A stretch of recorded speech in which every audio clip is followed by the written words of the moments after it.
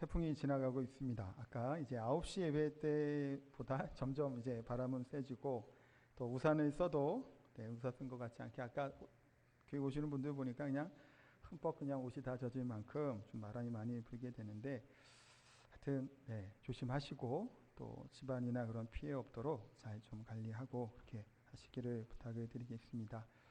요즘 이제 종종 제가 이제 보는 TV 프로그램이 있습니다. 별로 이 TV를 좋아하지 않는다고는 말씀을 드렸지만 가끔 보는 게 있는데 그 중에 이제 선을 넘는 녀석들이라고 하는 프로그램을 제가 이제 종종 봅니다. 이제 TV에서도 이제 재방송 또 하지 않아서 보게 되는데 그 TV 그 프로그램은 이제 설민석이라고 하는 이제 스타 강사입니다. 역사 강사가 나와서 여러 지역들을 다니면서 또 역사적인 것을 설명하는 것들을 이제 보게 되는데 그 중에 우리 제주도도 왔더라고요. 이제 강화도하고 제주도 이렇게 왔다 가고 또 경주를 가고 부산을 가고 이렇게 여러 지역들을 가며 이제 선을 이제 뭐 넘나든다 그래서 선을 넘는 것 같은데 그 중에 이제 부산에서도 이제 조진웅 씨라고 이제 그 영화 배우 있죠. 그분이 나오셔갖고 임진왜란에 관련된 내용을 함께 나누기도 했고 제가 이걸 찾아보다 보니까 사실 이 프로그램이 언제 하는지 잘 몰랐어요. 항상 재방송만 가끔 봐갖고 오늘 하더라고요. 오늘 저녁 9시에 홍보하는 거 아닙니다. 오해하지 마시고 김영민 씨가 나와서 또 이제 임진왜란 했던 아마 남해 쪽 거기 간 것 같아요. 그쪽에서 또 이제 임진왜란 관련된 그런 지역에서 또 그런 이제 이야기들을 이제 풀어나가는 시간을 아마 갖는 것 같습니다.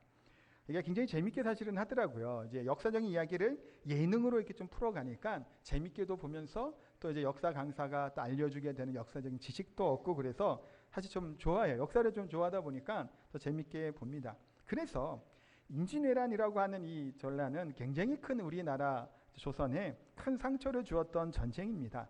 그 당시에 많은 사람들이 사실은 끌려가게 되는데 그 중에서 조선의 도공들 있죠. 도자기를 만드는 도공들이 굉장히 많이 끌려갔다고 합니다. 그래서 어떤 역사학자는 도자기 전쟁이다라고 이야기할 만큼 이제 많은 사람들이 잡혀갔다는 거예요. 제가 이제 어제 준비를 하다가 한번 찾아본 이제 글인데 이렇게 글이 나와 있더라고요. 1598년 남원성을 공략한 후 80여 명의 도공들을 끌고 가는 등 전쟁 기간 내내 수많은 조선의 도공들을 계획적으로 납치했다. 그 결과 조선에서는 도공들의 수가 크게 줄어 기술의 발전이 단절되어는 상황에 이르게 되었다. 분청사기는 조일 전쟁 후 인력 부족과 사회적인 변화를 거치면서 점차 사라지게 되었다. 일본에서는 조일 전쟁을 도자기 전쟁이라 부를 만큼 양국의 도자기 역사가 바꾸어 놓았다라는 글입니다. 실제로 그렇죠. 우리나라 한국 도자기 물론 좋은데 이 도자기 같은 게 사실 우리나라가 어찌 보면 이렇게 자부심을 가질 만한 또 TV나 역사에 보면 조선의 그런 도자기를 굉장히 쳐줬던 이게 사극들을 보면 그런데 지금 세계적으로는 일본에 더 쳐줄까요? 우리나라에 더 쳐줄까요? 일본의 그런 명품 도자기들이 사실은 있죠. 그런 걸 이제 그 학자들은 이렇게 보더라고요. 그때 당시에 많은 지금 이야기처럼 도공들이 끌려가게 되고 또 인력도 부족할 뿐만 아니라 이제 그 분이 제가 캡처는 하지 않았는데 그 밑에 글들은 이런 얘기가 나와요. 이때 당시에 제가 이제 한 명은 심수관 씨라는 분하고 얘기를 할 건데 이분 같은 경우는 사무라이 칭함까지 받게 됐대요. 조선인이었고 또 이제 도공이었는데 그만큼 존중하고 인정해줬다라는 겁니다. 기술을 좀 이게 천시 여겼던 문화가 우리 조선에 있었죠. 지금도 사실은 좀 그런 경향이 참 많은데 근데 일본 같은 경우는 장인들을 우대하고 기술을 계승 발전할 수 있는 것들의 역사를 만들어 가니까 사실 지금 뭐 일본의 제품들이나 뭐 물건들 중에서 굉장히 좋은 것들이 있어요. 뭐 일본 불매 때문에 사실은 잘 안 사오고 안 쓰시겠지만 뭐 칼 같은 것도 굉장히 좋다 그러죠. 도자기도 그렇고 많이 그런 좋은 물품들이 있어요. 그거 하나를 위해서 몇 대에 걸쳐서 그 기술을 계승하는 것들을 우리가 보지 않나요? 그리고 우대하는 그런 문화들이 사실은 있기 때문에 우리나라의 그런 천시하는 기술을 천시하는 것이 더 이와 같은 이 도자기가 지금 명맥이 좀 끊어지는 일을 겪게 됐다라고 이제 이 학자는 이야기를 하더라고요. 실제로 사실은 맞는 얘기인 것 같아요. 기술이 중요하고 이게 좀 필요할 텐데 좀 하찮게 여기는 것들이 사실은 좀 문제라는 생각도 해보게 됩니다. 하여튼 그런 임진왜란 당시에 이제 도자기계에 유명한 사스마야키 저는 이제 찾다가 알게 된 거예요. 사스마야키라고 하는 유명한 그게 있다고 해요. 세계적으로 출품돼 갖고 이제 명성 얻었다라고 하는데 15대 주인인 심수관 씨가 있다고 합니다. 이분은 이제 포로로 끌려간 지 한 400년 이 가문은 넘었음에도 불구하고 한국인의 긍지를 가지고 있는 가문이라고 해요. 뭐 몇 년 전에 돌아가셨더라고요. 암으로 돌아가셨다고 이제 제가 본 것 같은데 이분이 초등학교를 입학하고 그다 마치고 이제 돌아온 이후에 아버지가 작업실로 자신을 불렀대요. 불러서 가보니까 이제 도자기 이제 굽는 물레가 이렇게 있고 흙을 진흙을 이렇게 해대 놓잖아요. 그걸 이렇게 돌리면서 그 바늘 침을 가운데 하나를 다 꽂아놨다고 합니다. 그러면서 무엇을 느낄 수 있는지 한번 물어봤대요. 그랬더니 이 아들이 이렇게 얘기한 겁니다. 물레는 도는데 바늘은 움직이지 않는다고 대답을 했답니다. 그랬더니 아버지가 기다렸다는 듯이 움직이는 물레 속에서 움직이지 않는 중심을 찾는 것이 앞으로 너의 인생이다 라고 하는 말을 남겼답니다. 그때 이제 이 아들은 아버지가 무슨 말을 하는지 사실 이해를 못했다는 거 도통. 이 어려운 말이잖아요. 그래서 이렇게 생각했대요. 기술이 더욱더 갈고 닦고 연마하라, 정진해라 라는 의미로 받아들였다고 하는데 나이를 들면서 이제 그 의미를 깨닫겠다는 거예요. 뭐냐면 자신은 일본 사람이 아니라 조선 사람이라는 사실, 그것을 그 부모가 또 가문에 계속해서 내려오면서 그것을 알려주게 되는 그 교훈이 거기에 있었다라는 겁니다.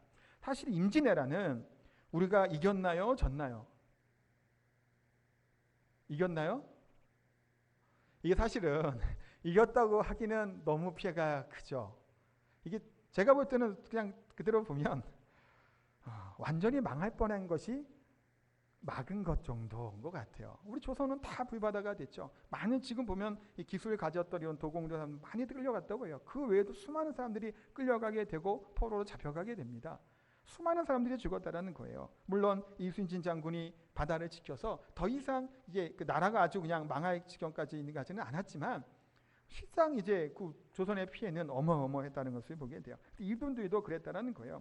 조선이 이와 같이 패배하고 큰 이제 사실은 본인들은 나라가 패배했기 때문에 잡혀간 거잖아요. 굴욕적인 포로로 잡혀가게 됐는데 이름에도 불구하고 400년 동안 자신이 조선 사람이라고 하는 자기 정체성을 잊지 않고 살아갈 수 있었다라는 거예요. 그 이유가 바로 움직이는 물레 속에 움직이지 않는 중심을 찾으라라고 하는 이 말이 그렇게 가문의 그런 명맥을 그 중심을 잡아갈 수 있는 근원이 되고 힘이 되었다라고 하는 이야기입니다.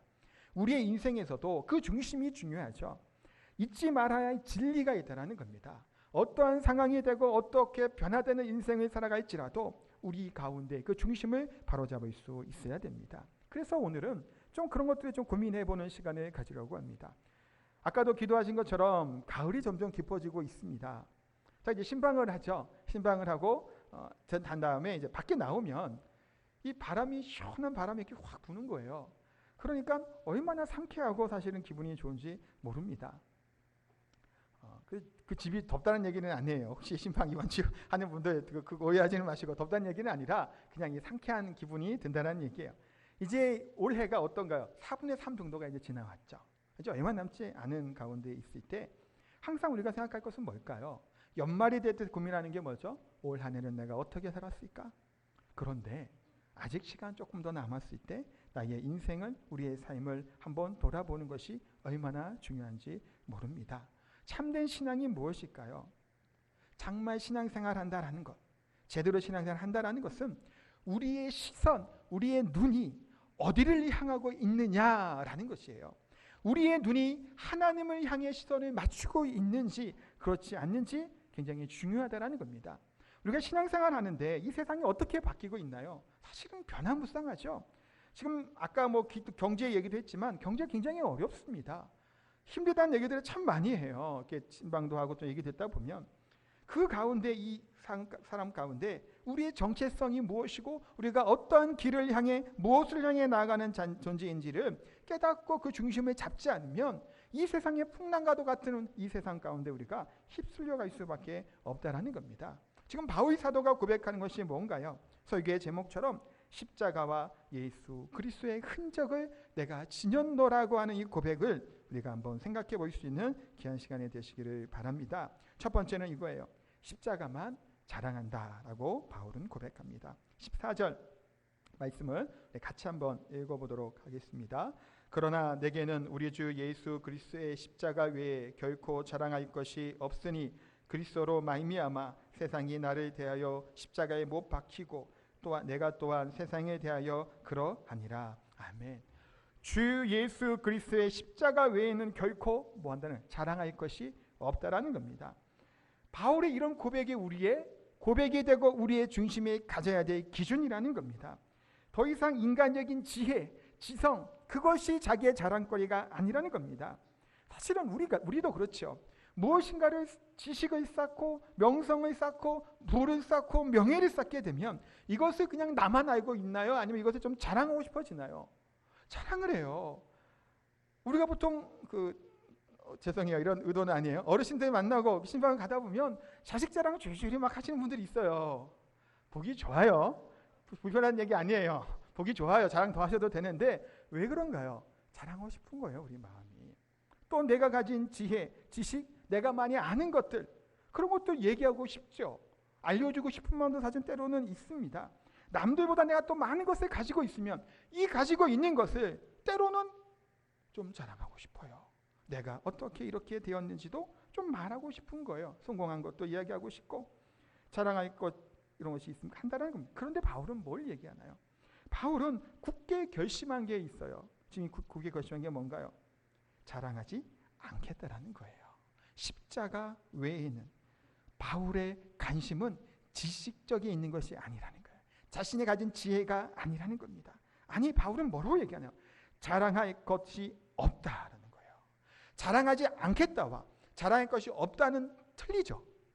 자랑하지 않겠다는 자랑할 것이 있음에도 불구하고 안 하겠다라는 것 물론 귀한 거예요. 그거 보통 이렇게 해야 되는데 바울은 어떻게까지 얘기하는 거예요? 자랑할 것이 없음으로 여긴 거예요. 자랑할 것이 많음에도 불구하고 이거는 내 자랑거리가 아니라고 고백하고 있는 겁니다.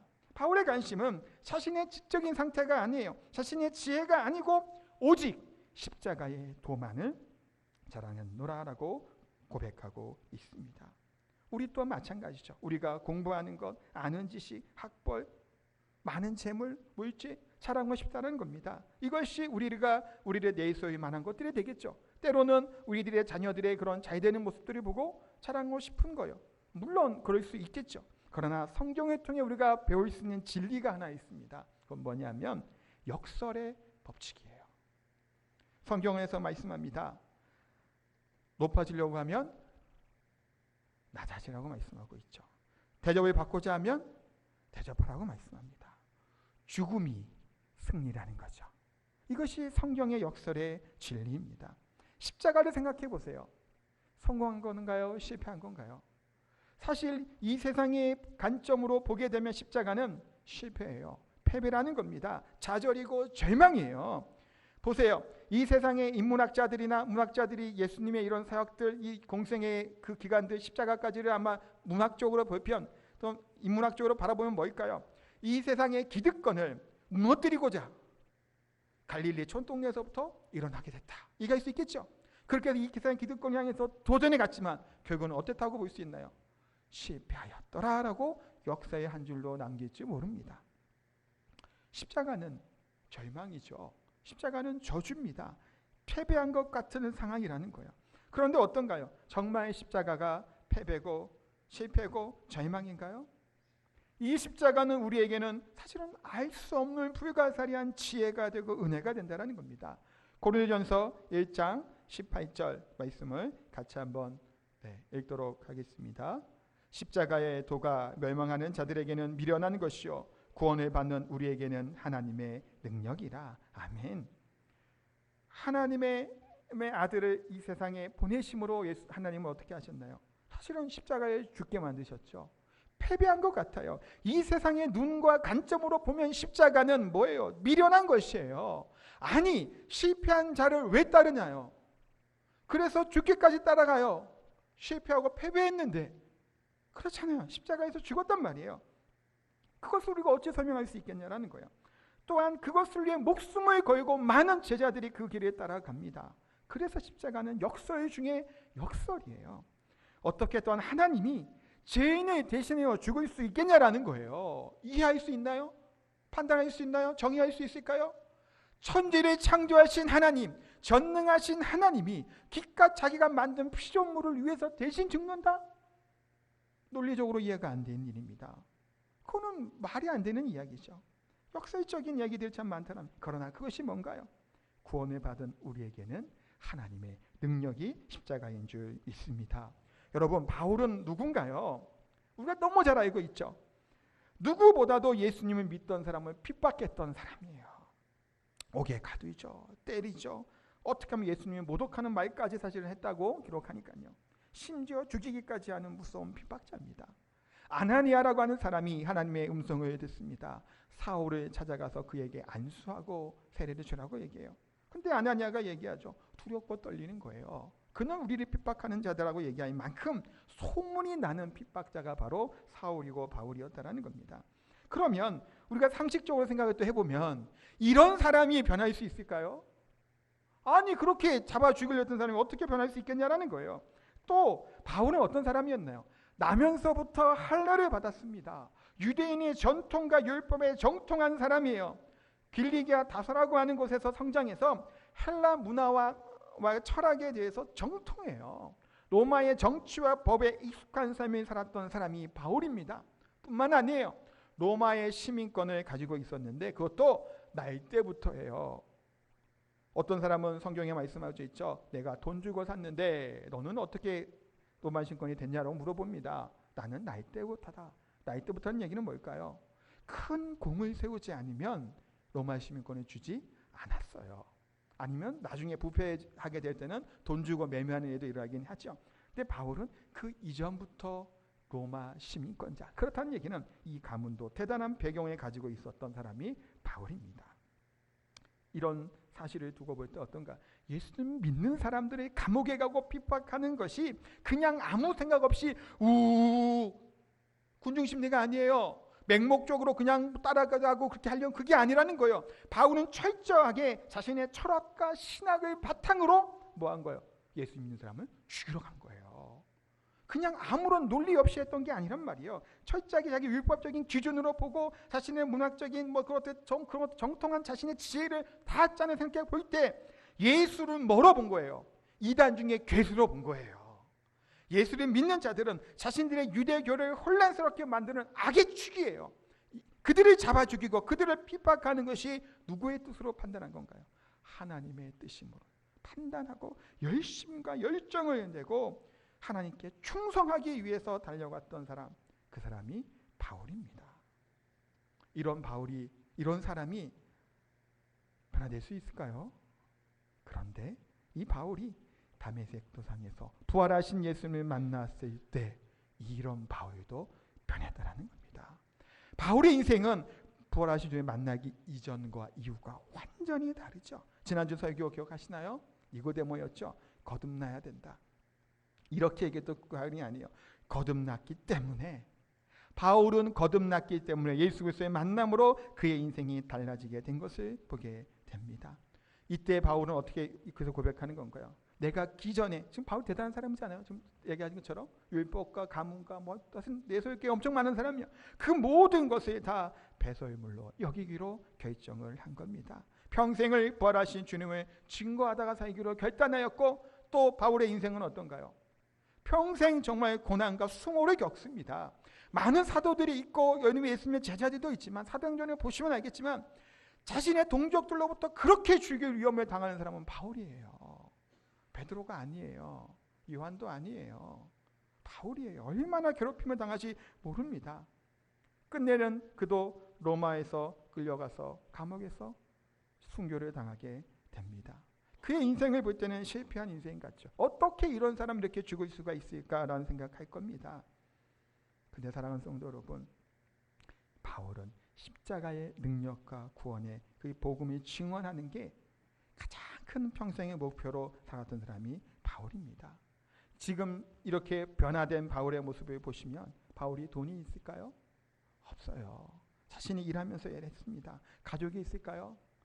바울은 결혼도 안 했대요. 건강할까요? 아니에요. 고질병이 있었습니다. 외모는 어땠을까요? 머리는 대머리였다고 얘기하고 얼굴도 굉장히 못생기고 볼품 없었다고 이야기합니다.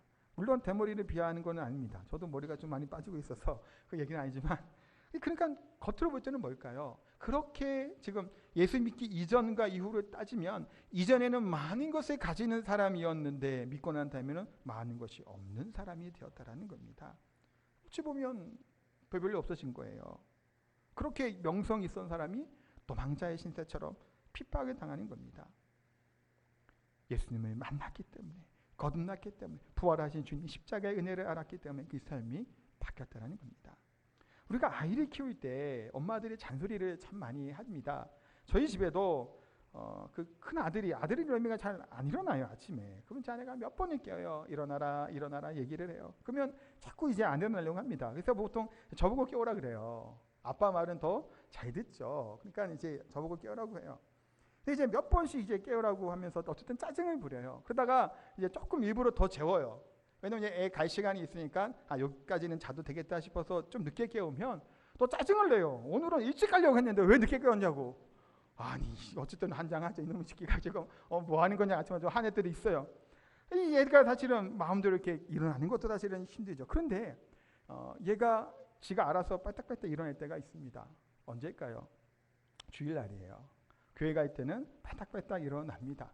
물론 그렇다고 얘가 신앙이 어마어마하게 좋아서 막 하는 얘기가 아니에요. 교회 갈 때 하고 어디 무슨 약속 있고 놀 때는 정말 빨리 일어나요. 왜 그럴까요? 지가 하고 싶은 거 하니까 금방금방 일어나는 거예요. 그리고 얘가 축구를 요즘에 너무 좋아해요. 그냥 동영상 핸드폰으로도 막 보여달라고 해서 보고 컴퓨터로도 지난 K리그를 이렇게 또 좋아해요. 관심도 저는 없는데 제주 어제 했죠? 네. 저도 알게 돼요. 자꾸 제가 얘기해갖고 보고 싶어 해갖고. 그렇게 축구를 좋아해서 어때는 국가대표를 하면 늦게 하잖아요. 그러면 약속을 하자. 너가 이걸 보고 자면 분명히 아침에 학교 가기 힘들어. 그러니까 너 이거 꼭 볼 거면 아침에 약속을 하고 일찍 일어나지 않으면, 짜증내지 않고 일어나면 보게 해줄게. 그렇지 않으면 너 다시는 축구 안 보여줄 거야. 그러면 얘가 축구를 늦게까지 보죠. 12시 1시까지 보고 아침에 일찍 일어날까요? 일어나지 않을까요? 일찍 일어나요. 다음에 또 봐야 되기 때문에. 안 보여주거든요. 약속한 거 안 지키면. 안 보여줘요. 저는 약속 지키라 그러거든요. 그러니까 일어나서 자기가 보고 싶은 거 하고 싶은 것 때문에 합니다. 또한 우리가 아이들을 키울 때 이런 경우도 있잖아요. 씻으라 그러죠. 머리 감아라, 세수해라, 양치하라고 막 그래요. 그런데 때가 되면 애들이 엄청 깨끗하게 합니다. 어느 때가 되면 애들이 열심히 양치도 하고 머리도 감고 목욕할까요? 여자친구가 생기고 남자친구가 생기고 이성 친구가 눈에 막 들어오기 시작하면 말하지 않아도 아이가 막 꾸미죠. 어떤 우리 친구는 노란색 머리도 이렇게 들이기도 하고, 네, 멋있게 보이게 저기 창엽이 아직 멋있어요. 네, 그렇게 염색도 하기도 하고 때로는 가꾸죠. 거울 앞에서 한참을 살아요. 우리 남자애들도 보니까 학생들 여기 로비 1층에 거울이 있는 거 아시죠? 학생들은 지나갈 때마다 거기 앞에서 머리를 만지더라고요. 이렇게 만지고 그렇게 관심을 갖게 됩니다. 그거는 뭐 할까요? 그 아이들의 내면에 내적 동기가 충만하죠. 내가 일찍 일어나고자 하는 동기가 충만하고 내가 아름답게 깨끗하게 가꾸고자 하는 동기가 충만하다란 말이에요. 사실 더 말하지 않아도 잘해요. 그렇다면 우리의 신앙생활은 어떠냐라는 거예요. 십자가와 예수 그리스도를 우리 만나게 되면 우리의 신앙은 뭐 할까요? 변화되게 되는 거예요. 이전의 삶과는 180도 달라지는 삶을 살아가게 되는 겁니다. 예수님께서 돌아가시기 전에 향유 옥합 깨트리는 사건이 있습니다. 굉장히 그 값비싼 향유를 깨트렸습니다. 예수님이 깨트리라고 했나요? 아니죠. 본인이 자발적으로 이 모아놓은 향유를 깨트린 거예요. 보통들은 이제 결혼할 때 쓰려고 한다고 하거든요. 그걸 깨트려 버려요. 제자들 볼 때는 어떤가요? 미친 거예요, 이건. 아니 그 비싼 거를 왜 줄줄 흘러 넘치잖아요. 머리부터 쭉 흘러나가면 그걸 이렇게 허비하냐고까지 이야기를 합니다. 그런데 이 여인은 어떤가요? 예수님께 사랑을 깊이 받았기 때문에, 예수님의 은혜와 사랑이 그 가운데 있었기 때문에 아깝지 않고 하나님 예수님께 향유를 드렸던 겁니다. 우리의 신앙생활의 삶은 어떤가요? 헌신이라고 하는 것이 뭘까요? 십자가를 경험하고 은혜를 경험한 사람들은 헌신에 어색하지 않고 인색하지 않은 겁니다. 사랑으로 깊은 마음으로 감격 가운데 우리가 주님 앞에 나아가는 겁니다. 그렇기 때문에 주님이 나의 구세주가 되시고 나의 하나님이 된다고는 너의 정말 마음의 고백이 있지 아니하면 아무리 교회를 나오고 예배를 드린다고 할지라도 지속적으로 사실 우리가 변화가 일어나지 않는 거예요. 때로는 교회 안에 이런 분들이 있습니다. 전도의 사명이 있는 분들이 있어요. 항상 전도하는 일에 힘씁니다. 왜 전도할까요? 그분은 예수님을 만났기 때문이에요. 부활하신 주님의 그 구원의 은혜를 경험했기 때문이에요. 뿐만 아니에요. 우리 교회 안에 또한 항상 어느 곳에 있든지 봉사하고 헌신하는 분들이 있어요. 자기 시간에 쫓겨내면서까지 나오시고 때로는 무슨 행사할 때마다 얼굴이 보이시는 분들이 있어요. 그것도 강제로 억지로 슬픈 기색에 띄는 것이 아니라 기쁨과 감격 가운데 즐거운 마음으로 헌신하는 분들이 있습니다. 왜 그럴까요? 이유가 뭘까요? 그 중심에 그 마음에 예수 그리스도의 십자가 구원의 은혜와 그 감동을 경험했기 때문이에요. 건강한 신자들은 이거예요. 구원받은 경험이 있는 사람들은 다른 사람들이 일어날 수 있도록 돕는 거예요. 다른 사람들이 구원을 받을 수 있도록 전도를 또 하는 것이고, 또 구원받은 교회 나온 사람들이 잘 정착할 수 있도록 섬기고자 하는 마음이 생기는 거예요. 왜 그럴까요? 구원의 기쁨과 감격이 우리 안에 있기 때문이에요. 내 안에 복음이 십자가의 도가 살아있는지, 그 경험을 했는지에 따라 우리의 인생의 삶과 신앙의 생활이 명확하게 갈라지게 된다는 사실을 기억하시기 바랍니다. 건강한 교회는 십자가의 복음을 끊임없이 선포하는 교회입니다. 복음에 반응할 수 있는 그런 은혜들이 있는 교회가 건강하겠죠. 때로는 우리 교회에서 점점점 십자가나 복음에 대한 설교가 줄어든다는 얘기들을 참 많이 듣습니다. 설교를 하는 목회자 입장에서 사실은 반성해야 되겠죠. 교회 안에서 형통함만 얘기하고 복 받는 것만 얘기해서는 안 된다는 거예요. 먼저 우리에게 있어야 될 것은 뭘까요? 이 복음의 능력이죠. 복음이 우리 가운데 역사하고 움직여져야 그 이후의 삶의 모습 가운데 필요하죠. 형통한 삶과 은혜 가운데 살아가는 것이 중요하다는 거예요. 은혜 아닌 것이 없어요. 은혜도 저도 너무 좋아하는 단어가 은혜예요. 그럼에도 불구하고 우리는 십자가의 복음을 가볍게 여겨서는 안 된다는 겁니다. 오직 이 십자가의 복음만이 유일한 소망이고 굿뉴스인 줄 믿습니다. 처음 교회 나오신 분들, 신앙생활 오래되지 않은 분들도 꼭 십자가의 사랑과 은혜 앞에 서시기를 축원합니다. 뿐만 아니라 신앙생활 오래 하고 교회 생활 오래 했다고 할지라도 이 십자가 안에서 우리가 새롭게 되기를 소원합니다. 내 삶이 다시금 매너리즘에 빨리기도 되고 또 나태해지기도 하고 내 하나님의 열정된 은혜들이 식어져가고 있는 것 같고 교회 나오도 행복하지도 않고 봉사하는 시간의 순간들도 그게 너무나 하기 싫어지고, 그것이 다 뭘까요? 십자가와 은혜의 복음의 능력이 사실은 메말랐기 때문이에요. 그 은혜가 다시금 일어나게 되는 귀하고 복된 우리 성도님 되시기를 축원합니다. 두 번째는 바울은 예수의 흔적을 가졌다라고 고백하고 있습니다. 17절의 말씀을 같이 한번 한 목소리로 읽도록 하겠습니다. 이후로는 누구든지 나를 괴롭게 하지 말라. 내가 내 몸에 예수의 흔적을 지니고 있노라. 아멘. 흔적이라는 말이 뭘까요? 보통 스티그마타라고 하는 헬라어인데 이 말은 소나 양에게 낙인을 찍어주는 거예요.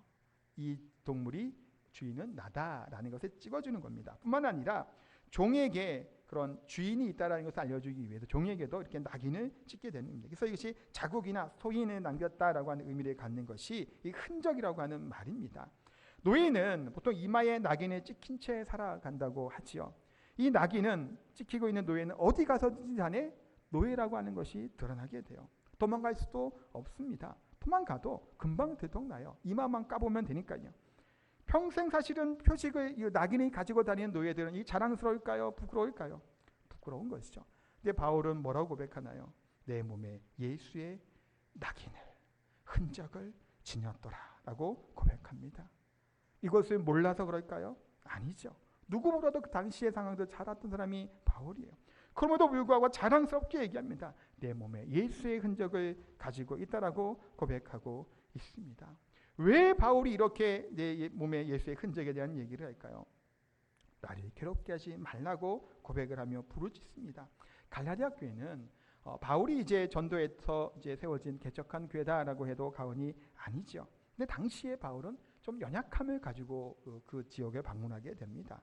그래서 4장 14절에 보면 너희를 시험하는 것이 내 육체에 있으되 이것을 너희가 업신여기지도 아니하며 버리지도 아니하고 오직 나를 하나님의 천사와 같이 또는 그리스도 예수와 같이 영접하였도다라고 이제 고백을 하고 갈라디아 교인들을 향해서 또 감사를 표합니다. 그때를 기억하면서. 그러니까 외형상으로 볼 때 사실 강력한 지도자임에도 불구하고 당시의 바울은 큰 뭔가 좀 약함을 가지고 있었다라는 겁니다. 시험할 것이 내 육체에 있었다는 얘기도 질병을 가지고 있었다라고 보통 그 학자들이 봐요.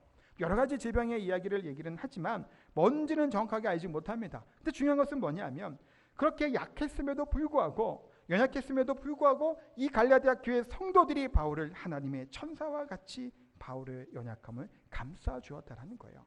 당시에 병이 있는 사람을 가까이 하지 않은 전통과 풍습이 있었다고 해요.